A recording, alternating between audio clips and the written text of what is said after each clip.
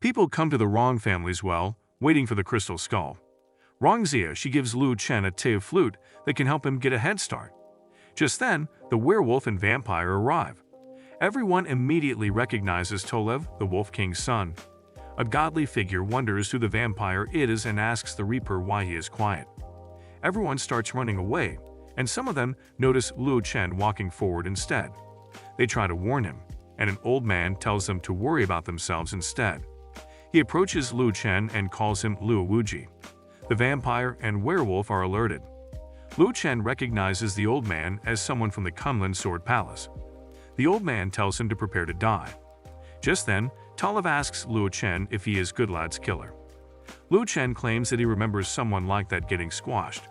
Tolev prepares to attack, and Rong Zia, she tells him to use the flute. The godly figure notices the Tao flute, which is already connected to the location of the crystal skull. The Reaper appears and asks Chen to hand over the flute. Tolev gets mad at the Reaper for blocking his way. The Reaper mentions that Tolev has never won against him yet. The godly figure asks Chen to work with them, but he only gets one chance. Chen asks if they really need the flute, and he breaks it into pieces. Chen, he doesn't need the flute, and he can just crush anyone in his path. Everyone gets offended and laughs at Chen's confidence. The old man only needs to know the whereabouts of the Abyss sword, and Chen must not die yet. The godly figure commends Chen's wit. Chen then laughs out loud at them. He calls them ants for not believing that he can kill all of them. Tolev gets offended, but the vampire tells him that she wants to taste Chen. The old man tells Chen to stop struggling because he will still die in the end. The godly figure also gets mad. Chen tells them to attack him altogether. The Reaper claims that he is more than enough and brings out his weapon. The godly figure recognizes Iris' spear and realizes that he was not the Reaper. Tolev claims that it must be the level 9 ability user. The vampire claims that the Black Phoenix is still trapped in the third secret realm. The one they are seeing right now must be her puppet. The puppet then claims that Chen is weak right now after getting the special fruit. Chen claims he has enough to kill them. The puppet charges his attack dot on Chen. However, Chen easily blocks the attack and counters. The clouds of dust clear out, and Chen is impressed that the puppet is still alive. Tolev can't believe he got injured in his werewolf form. Seeing his recovery reaching its limit, he can only think of his death. He tries to stand back up, but his body fails him. Chen knows Tolev's internals are a mess already. The puppet regrets not working together with the others, and Chen tells him that it is too late. The puppet fades as he swears to nail Chen with the Iris spear soon. The crystal skull appears, and Chen obtains it. Rong Zia, she congratulates Chen and warns him at the same time about new enemies. However, Chen claims he hasn't obtained the crystal skull yet and breaks the one in his hand. He calls Rong Zia she a liar. Chen corrects himself and calls Rong Zia she the crystal skull. Chen continues explaining the things he noticed about this horror game. Rong Zia, she wants others to suffer losses instead and hide from others. Rong Zia, she laughs as he claims that Chen is correct. He reintroduces himself as Mogan, the 13th crystal skull. Mogan claims Chen is now the target and a scapegoat. He laughs that Chen is dead sooner or later. Chen then asks him why he still went with the flow if he already knows Mogan's plan. Chen laughs that he is unconcerned with enemies and just wants to move forward. Mogan then tells Chen that the horror game controls the whole world. Yuan Tan Gang's prophecies and predictions came true, and it is actually the horror game's timetable. The horror games are on another level and already existed before Earth was called Earth. Chen mentions the planet Burial of Immortals. Mogan is surprised that Chen knows that name. That is what the deity world calls Earth. Chen thinks something must have happened. Mogan tries to say his farewell, but Chen tells him that he can't escape. Mogan activates his escape magic and laughs at Chen. Chen grabs him and deactivates his magic. Chen tells him that his earth magic is nothing for him. Mogan realizes that Chen is related to the deity world. He admits defeat and warns Chen that he can't win against the horror games. Chen kills Mogan and finally obtains the real crystal skull. Tolev's assistant gets punished by his brother for not protecting Tolev. The Wolf King appears and orders them to look for Tolev's killer. Meanwhile, King Mang receives reports that Luo Chen has gone back to Go Lai. He has a scary flashback. He orders his assistant to make Luo Chen come back instead. He wonders what to do next, and the assistant suggests attacking Luo Chen's disciple. In Go Lai, Nan Chan successfully casts concealment magic on the crystal skull. Luo Chen sees that it will only last a day and needs to do it every day. Poor Nan Chan. Luo Chen has figured out more things lately, and thinks that taking down his target is now easy. Meanwhile, Yishuang calls Hong Bio and shows him news about King Mang insulting Luo Chen. Yishuang swears to fight anyone who insults his teacher. The Werewolf brothers look for possible suspects, the Swordmaster from Kunlun Sword Palace and Qingshan's first genius. They try to leave out Luo Chen because he looks like a normal 20-year-old student. The brothers go their separate ways to confront the two suspects. Meanwhile, Hong Bio notices how people are talking badly about Luo Chen on different social platforms online, including King Mang. Hong Bio gets mad that even the second on the dragon list is unthankful to Luo Chen, who saved him. Yishuang realizes that even the Grandmasters think that King Mang can defeat Luo Chen. Just then, someone barges into their office. King Mang looks for Yishuang. Bei'er is also affected by the rumors related to Luo Chen. The director tries to take advantage of Bei'er. The manager warns the director, but the latter claims Luo Chen is dead to King Mang already. The director wants Bei'er to be his second wife if that happens. Bei'er slaps him hard and gets mad for insulting Luo Chen. The director orders his men to attack Bei'er and her manager. Yishuang gets easily incapacitated by King Mang. Hong Bio gets mad and tries to fight back, but he is far too weak. Mr. Yu also tries to fight back, but King Mang also knocks him out. They laugh at how weak the people around Luo Chen are. King Mang asks where Luo Chen is and Yishuang claims that King Mang will be dead. King Mang laughs that Luo Chen has not appeared yet because he is scared of King Mang. Just then, one of the Werewolf brothers appears and confronts King Mang. He asks King Mang if he went to Go Lai, and the latter confirms. The werewolf transforms and attacks King Mang. Meanwhile, Bei'er is held captive, and the director orders his men to go after Luo Chen's parents next. Bei'er panics, and the director tells her that he will show Luo Chen's head later. Back to King Mang, he died to the werewolf, who claims that he got the wrong suspect. Bei'er continues struggling and refuses to eat. The guards leave her, and Bei'er looks at the broken plate pieces. The Werewolf brothers got in contact, and the other also killed his target. The other person got information that Luo Chen killed other high-level practitioners. They agree to meet later in Tongzhou. Meanwhile, Bei'er and her manager Tina use the broken plates to cut the ropes. Bei'er plans an escape to inform Luo Chen's parents. Bei'er gets out of the window and jumps down from it. Xing Mang's men get a call, and the werewolf tells them to put it on speaker. The people on the other end are on their way to Luo Chen's parents. The werewolf then changes his target. Bei'er runs as far as she can, but her captors discover her. As Bei'er feels like giving up, Shi Jingjing appears. Shi Jingjing helps Bei'er. Bei'er asks Shi Jingjing to bring her to Panlong Bay. Just then, people shoot at them. Bei'er tells Shi Jingjing to hurry, and they quickly get away. Luo Yang, she also discovers the post defaming Luo Chen. Shen Yulan tells him not to worry. She is more focused on Luo Chen getting a girlfriend as she looks at Bei'er's magazine. Night comes, and the director's men are still chasing Bei'er and Shi Jingjing. They shoot at the girls, but Shi Jingjing changes roads and enters the forest. The brake got broken in the recent attack, and they can't stop. Bei'er holds tightly on Shi Jingjing, and the latter feels weird sensing a soft stimulation on her back. Shi Jingjing gets comfortable and loses track of the road. They shout as they run over a cliff. Meanwhile, the Corpse King is enjoying a dessert made by the Snow Spirit. The Snow Spirit notices something and sees Shi Jingjing and Bei'er falling from the cliff. It uses its ice powers to save the girls. Bei'er wonders what happened and sees the Corpse King after she removes her helmet. The Corpse King wonders if she is food. The Corpse King roars at her, and Liu Yangshi and Shen Yulan come outside. Liu Yangshi and Bei'er recognize each other. Shen Yulan menacingly confronts Bei'er. Bei'er gets worried as she looks dirty, but Shen Yulan compliments her beauty in person. Shen Yulan now knows why her husband talks highly of Bei'er. Bei'er gets shy. Shi Jingjing reminds her about their goal. Bei'er tells the two to get away because some people are targeting them. Just then, the director and his men appear. He asks to hand over the two girls. He continues to scare them, but the girls with Lu Chen's parents escape inside the house. They try to attack them, but the guard dogs got the command. The snow spirit traps them with ice. The Corpse King jumps over the ice wall and snarls at the trespassers. She attacks them as she is unaffected by the bullets. The ice wall breaks, and the director sees his men killed by a little girl. The Corpse King jumps on him to attack. However, a fist appears and hits the Corpse King. The werewolf sees that the girl is stronger than King Mang. It just means that Lu Chen is not a weak person. The Corpse King gets back up and attacks the werewolf. However, the werewolf is stronger, and he asks for Lu Chen to come out.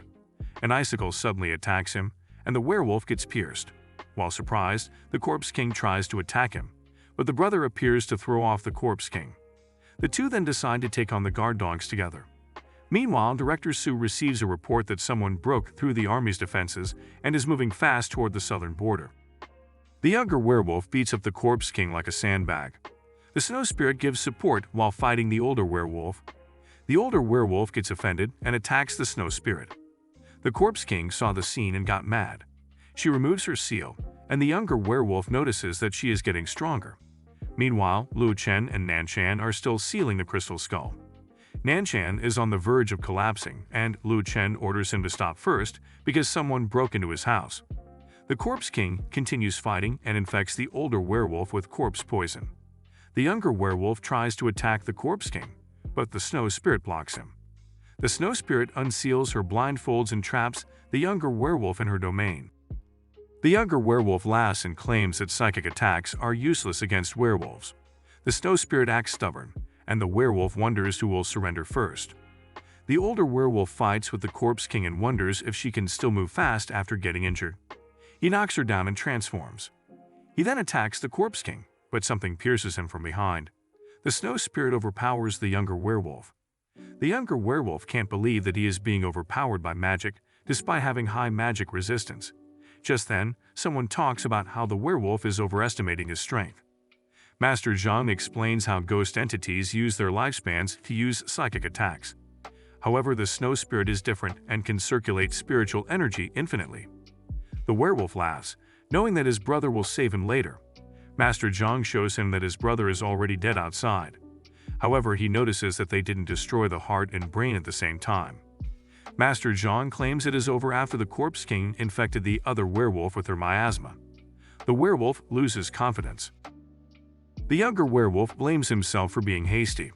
Master Zhang tells the Snow Spirit to keep the werewolf alive. Master Zhang realizes that these wolves won't attack unless they are ordered by the Wolf King, one of the strongest. An attack suddenly appears. Master Zhang dodges, and it hits the Snow Spirit instead. The younger werewolf got out of the ice bind, and the Wolf King appears. The Corpse King attacks him, but the Wolf King easily silences her. Master Zhang is shocked to see his skills. The Snow Spirit tries to attack, but she gets attacked out of nowhere. Master Zhang didn't see the Wolf King move but realized that it was a domain technique. One spreads his domain and uses his energy inside to make fast attacks on the enemy. The Snow Spirit's mental attack and the Corpse King's attributes are useless against the Wolf King. Master Zhang thinks that it is now over. The Wolf King walks toward the house, and Master Zhang orders the two to stop him. However, the Wolf King easily fends them off. Just then, the Blood Fiends appear to confront the Wolf King. The other members take it easy, but Suhu warns them not to be careless. They circle the Wolf King, who later laughs at them. He claims he hates China because a lot of bugs grow there due to the humid climate. The Blood Fiends panic as they sense his tremendous power, like hunting wolf. Just then, Director Su appears and warns the Wolf King about illegally breaking into the country. He warns him that killing a soldier will trigger war. The Wolf King gets mad and claims that Lu Chen killed his son first and the guard he sent to investigate. He doesn't care about anything and plans to kill Lu Chen's family. He lets out an ominous voice, and everyone gets into position. He transforms into a rabid werewolf. The others prepare for a fight, and the Wolf King jumps on them. He prepares a massive attack and warns them again. Qingshan refuses, and the Wolf King lets out his powerful attack. Just then, a golden sword appears and destroys the Wolf King's attack. Everyone looks back and sees a familiar figure. Lu Chen appears as the Wolf King, who thought he would just hide forever like a turtle. Lu Chen tells him to choose a spot on the mountains as his grave, and the Wolf King gets offended. The Wolf King attacks as he mentions taking revenge for his son's death. Lu Chen is kind enough to let them reunite, and then attacks the Wolf King. However, there is no effect. The Wolf King counterattacks and claims that Lu Chen is currently weak. Lu Chen claims he doesn't need his full power to beat him. The director orders his secretary to call the journalists because Lu Chen is confronting the Wolf King. He laughs, thinking that Lu Chen will lose. Lu Chen goes into a melee against the Wolf King. However, he is struggling to fight. Lu Chen feels he is helpless in the Wolf King's domain.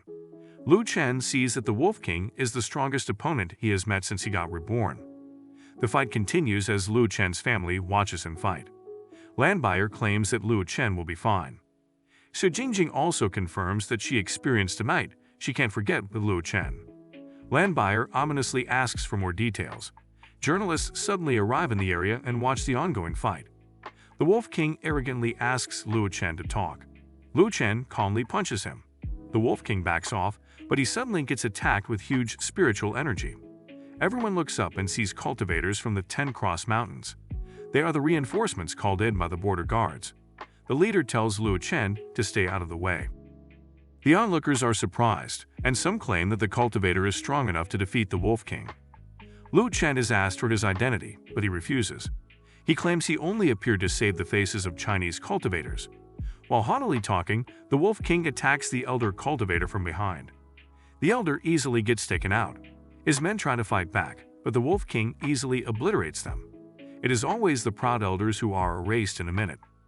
Master Zhang is surprised that the Wolf King suddenly powered up. Chen explains that it is because of the legendary armor the Wolf King is wearing that it can withstand any spells.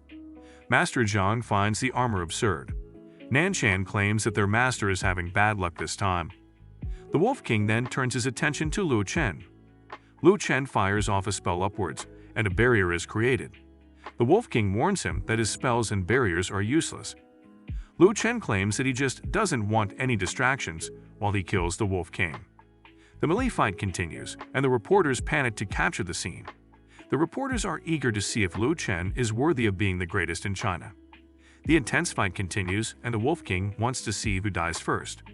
The elder cultivator is asked for his thoughts and angrily claims that they will lose. He swears to behead himself if Lu Chen wins. The Wolf King is unaffected by Lu Chen's punches and claims that he can't win.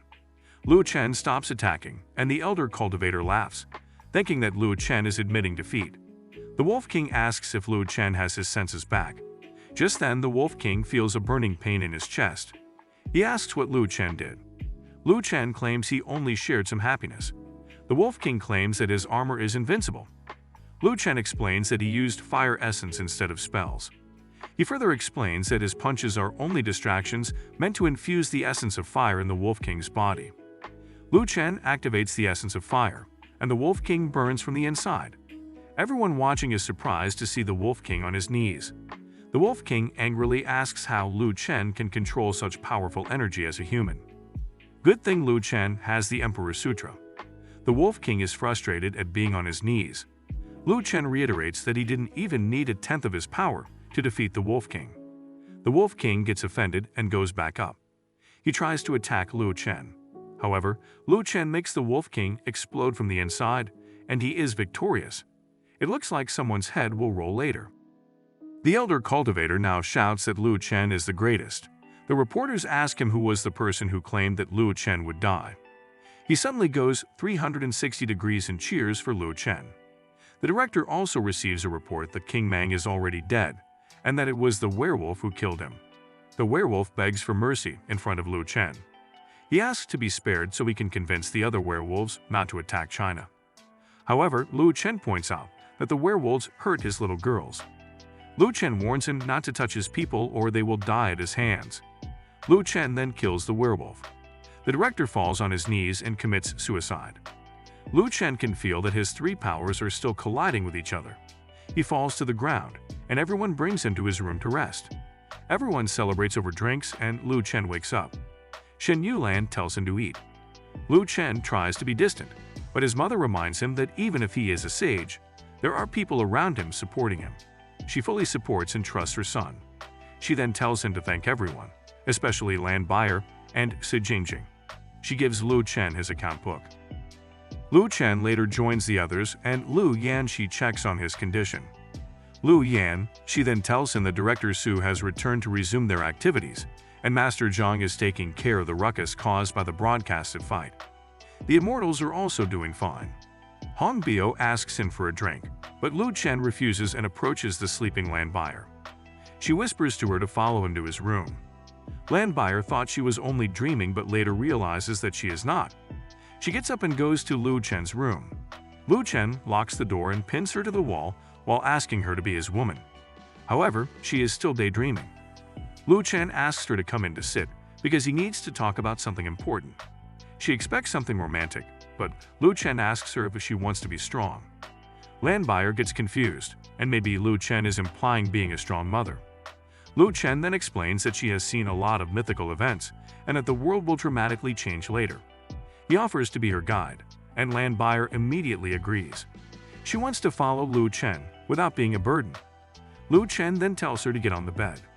Lan Bei'er shyly asks for any required position, and Lu Chen only asks for her hand. Lu Chen then starts transferring spiritual energy to Lan Bei'er. He tells her to focus, or there will be backslashes.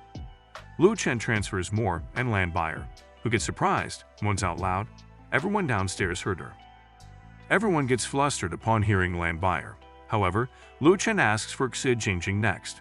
All of them get surprised, but Qingshan shyly complies and enters Lu Chen's room. Everyone tries to listen and also hears Qingshan moaning out loud, receiving spiritual energy. Lu Chen asks for Yishuang, and Hong Bio congratulates her. However, her grandfather feels conflicted. Yishuang sees the two girls totally tired out. She assures herself that there's no malice in Lu Chen's actions. Just then, Lu Chen asks her to remove her clothes, but only the part where she got attacked. Lu Chen notices that she got infected with soul-splitting poison. Lu Chen then tells her that he will pass on his true teachings. He will inject the essence of fire into her to wash her bloodstream. However, it will be painful. Yishuang agrees, and Lu Chen starts. Hong Bio tries to listen, and Qingshan asks him if twins are nice. Lu Chen continues pouring energy into Yishuang. Yishuang shouts out loud that she wants to get stronger and asks for more. The two relatives outside are shocked to hear their girl moan out loud. Later, Lu Chen finishes awakening everyone, including Hong Bio. Just then, Lu Chen notices something. He immediately goes to the beach and meets a woman. Lu Chen recognizes Ares' war spear, which means she is the Black Phoenix. Lu Chen immediately attacks her, but a tank blocks the attack. Black Phoenix only came to get the crystal skull. Lu Chen calls her a mere fish. Black Phoenix's men start attacking Lu Chen. Lu Chen tries to counter, but Black Phoenix raises defenses for her men. Lu Chen gets fended off, and the three reorganize. Lu Chen sees that things got trickier, but there are still fish in his eyes. Lu Chen dodges all their attacks as he notices that the two of them are just possessed by the Black Phoenix's mark. He needs to sever the connection. He blinks and stabs one of them. Lu Chen severs the connection and continues to target the woman. The tank stops Lu Chen in his tracks while the woman runs away.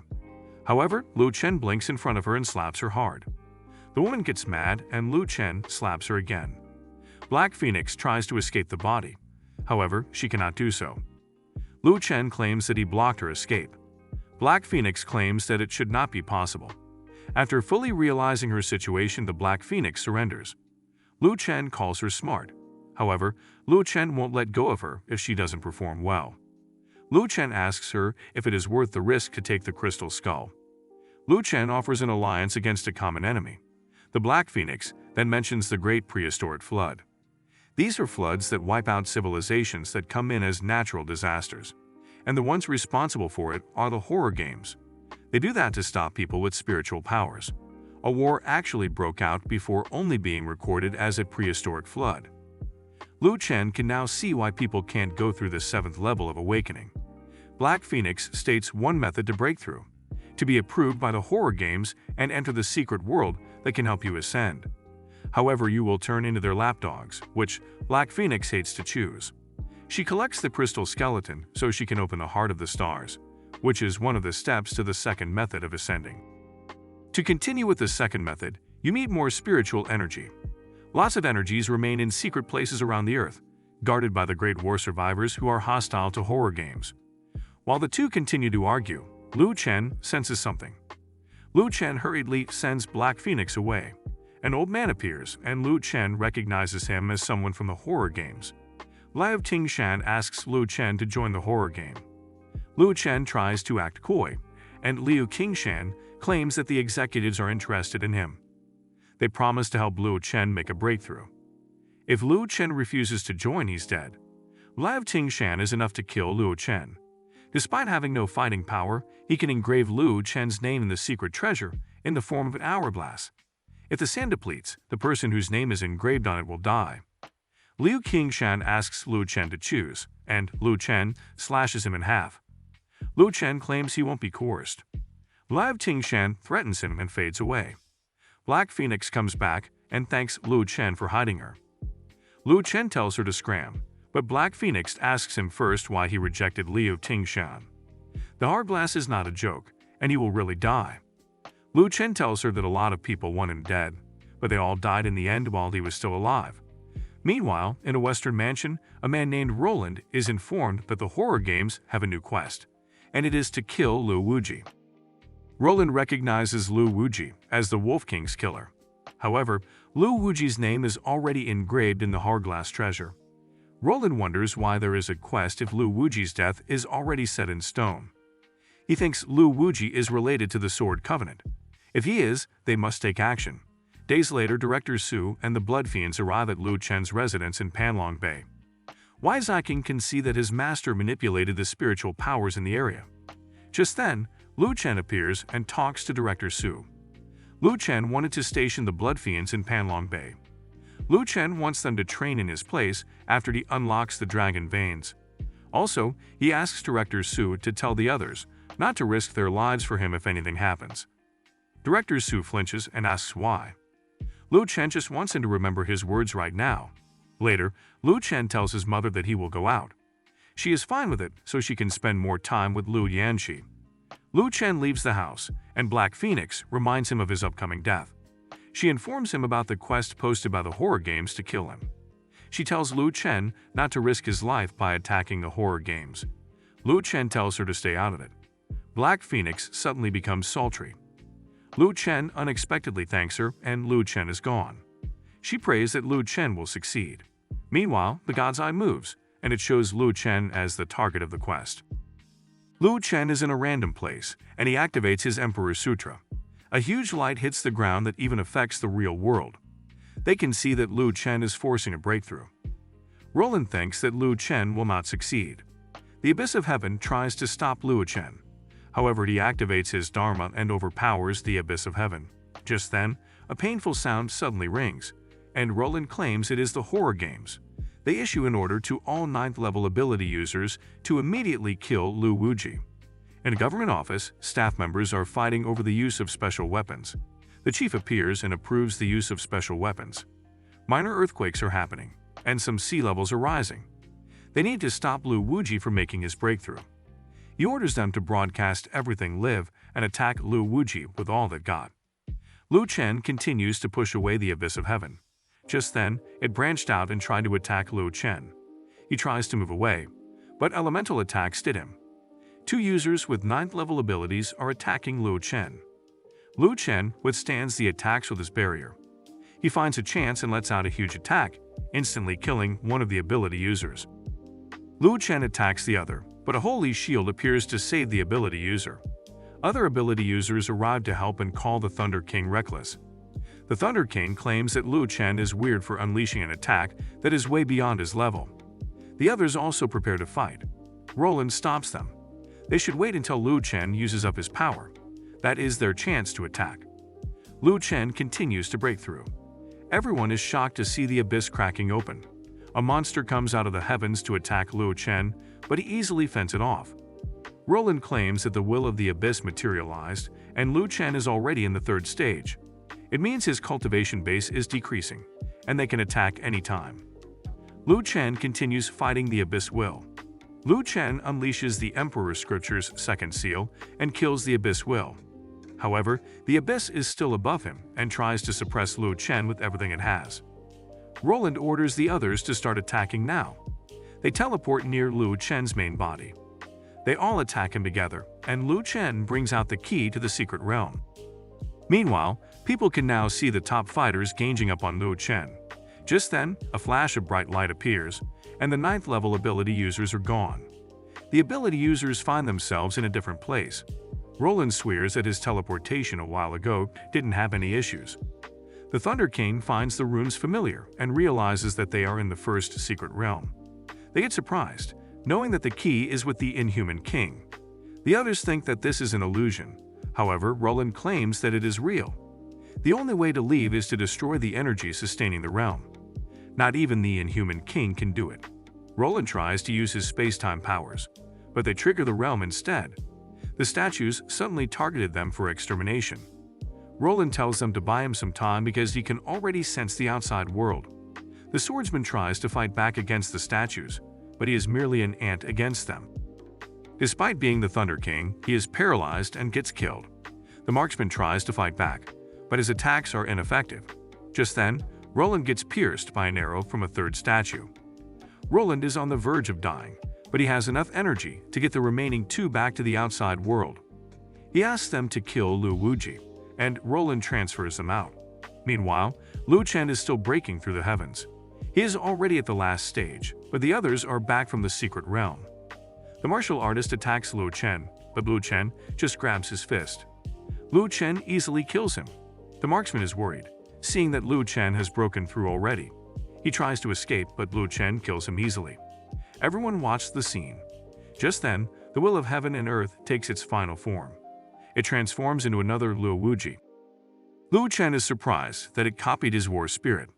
However, the will of heaven on earth can't copy someone who is still alive. Lu Chen should forget the thought for now, and he must stop copying first. If it gains half of his war spirit's power, it is a huge threat.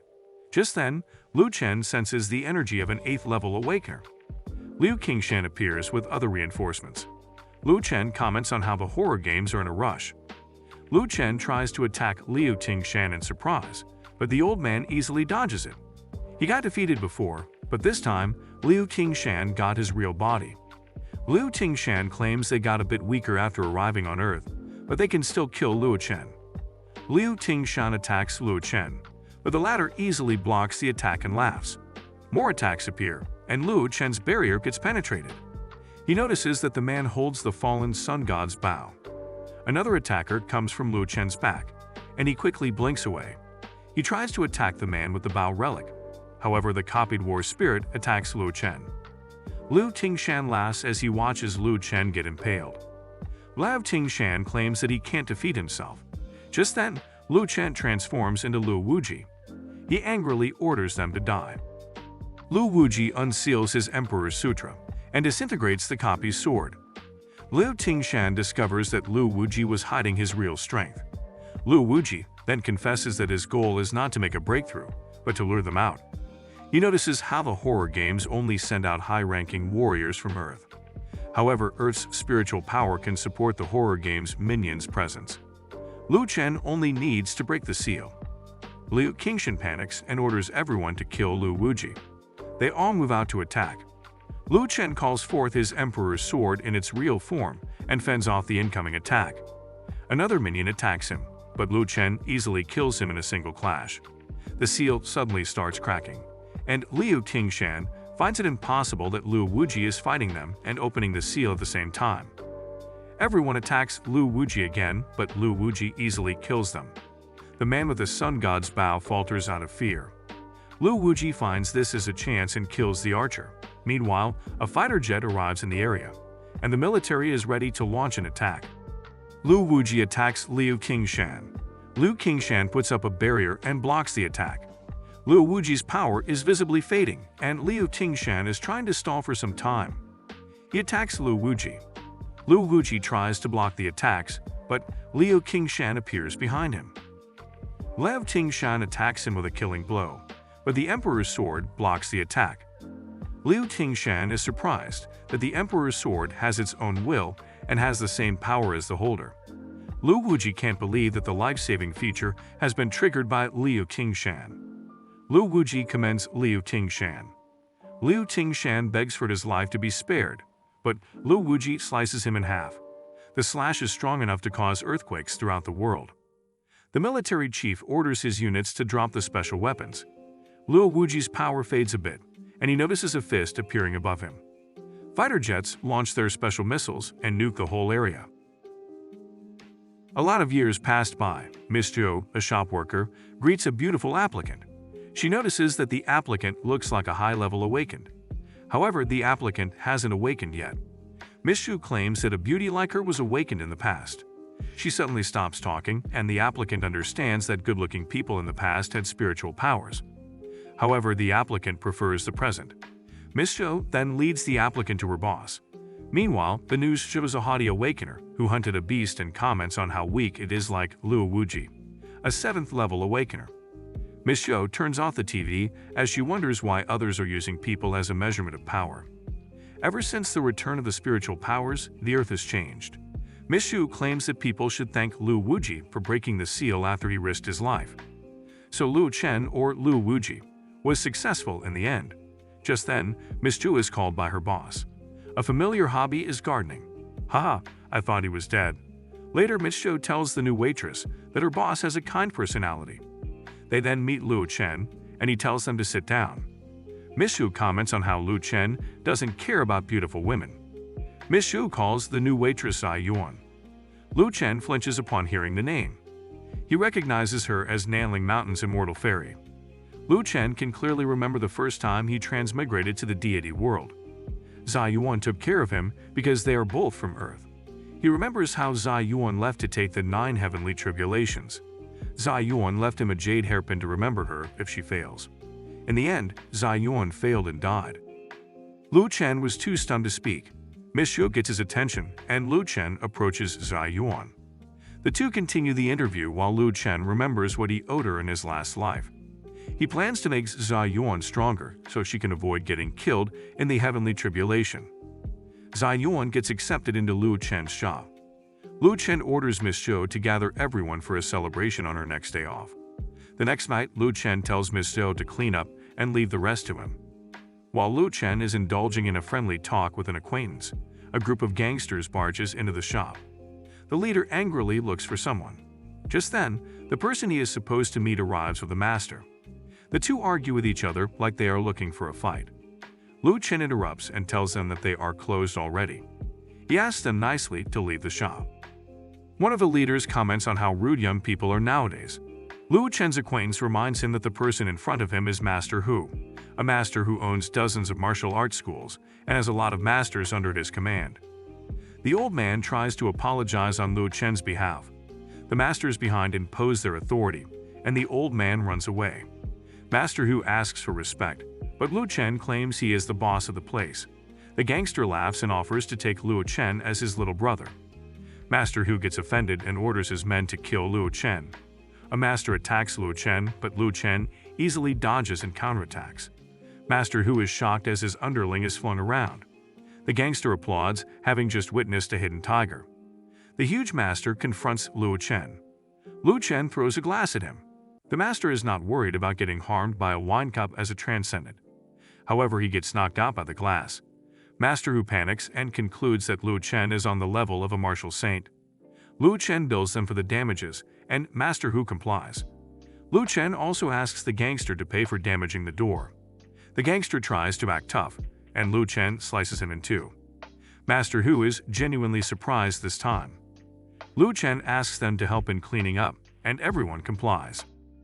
What will be the next adventures of our master bartender Lu Chen? Make sure to like this video and subscribe. Until next time.